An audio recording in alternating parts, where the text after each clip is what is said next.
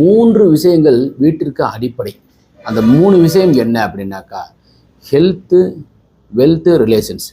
Health, wealth, relation. ஹெல்த்துங்கிறது ஆரோக்கியத்திற்கு உண்டான அமைப்பு வந்து அக்னி மூலையில் சமையல் செய்வது சரியாக அமைய வேண்டும். அப்புறம் ரிலேஷன்ஷிப், ஹாலில் ரிலேஷன்ஷிப், நல்ல கம்யூனிகேஷன். வெல்த்து, நல்ல தூக்கம், நல்ல மாதிரியான பண வருகை. ஸோ உங்களுக்கு கிடைக்கிற பணம் எல்லாமே வந்து பிளெஸ்ஸிங்ஸோடு வரும்.